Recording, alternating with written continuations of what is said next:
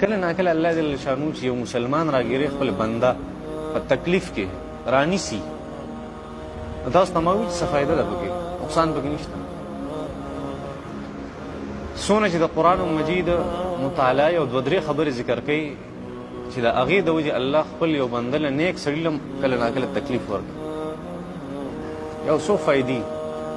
یو فایده دا چې الله جل شانه دا خوښوي چې زما دا کم بنده دی که نه، دته زه تکلیف ورسوم د دې لپاره چې د صفایي وکړم. څه وکړم؟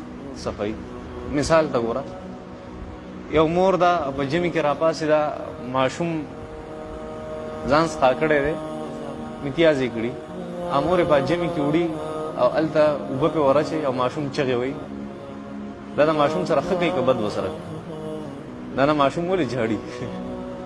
ماشوم جاړي وایي ما ته تکلیف دی. مور ورسره ښه کوي که بد کوي؟ ماشوم په دغې ښو باندې نه پوهېږي، په دغې ښو څوک پوهېږي؟ مور یې پوهېږي. دغه شان چې موږ له الله جل شانو کله ناکله تکلیف راکوي، الله جل شانو غواړي چې تا د ګناهونو بوج په سر باندې اغوستی دا ګناهونه در کوم چې لږ صفا شي که نه، بله زما خواله را روانې ګنده مې نه یې خوښ چې لږ پاک راشي. یعنې تاسو به خپل استادان لیدلي چې هغه ډېر بد ګڼي چې یو سړی راشي خواله او کپړې خیرني یا هغه خیرني یا ستابین ته خیږي، هغې نه پرېږدي خپل خوا کې، وایي زه لاړ شه کپړې بدلې که بیا راسه.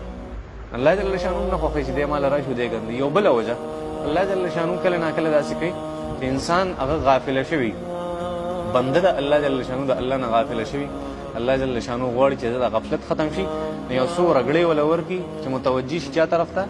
الله جل شانو طرف ته. پخوا مې د تبلیغیانو نه یو مثال اورېدلی و، یو ماشوم دی وایي مور ته امي نه وایي. څه ورته وایي؟ امي ورته نه ای بس مور ته آواز کوي ای، امي نه وایي، بیبي نه وایي، مور نه وایي، مما نه وایي، قسم قسم نومونه وایي که نه، دا نه وایي.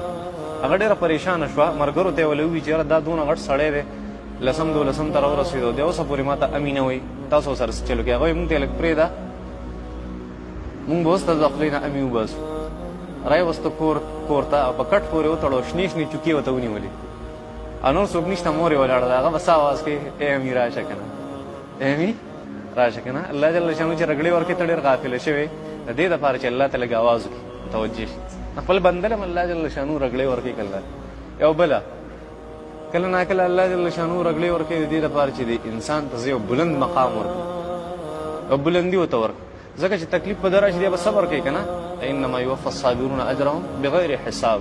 الله جل کم خلک صبر کوي په تکالیفو باندې، الله جل شانو هغوی له بې حسابه ورکوي، مقام او مرتبه یو درجه ورکوي الله جل شانو. تکلیف راولي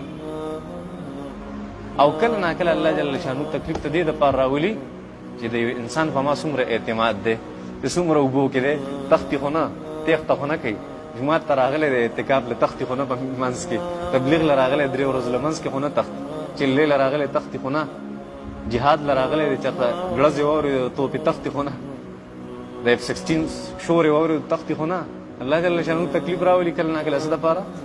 دې دپاره چې تیښته خو نه کوي، اعتماد یې په ما باندې څومره دی. دا قرآن مجید الله جل شانو صفا ذکر کړي. الله جل شانو فرمایي ما اصاب من مصیبة الا باذن الله. تاسو ته چې کوم تکلیف در رسوي الله جل شانو دا د الله حکم دی. ومن یؤمن بالله یهد قلبه، ومن یؤمن بالله چا چې اعتماد په دغه وخت کې په الله باندې وکړو، یقیني په الله وساتو، اعتماد په الله، یهد قلبه د هغه زړه ته به مونږ اطمینان ورکړو الله جل شانو. دا یو څو وجوهات دي قرآن مجید مطالعې دا ښودلي چې په یو بنده د الله یو نیک سړي باندې الله جل شانو امتحانات راځي. دا 3 وجې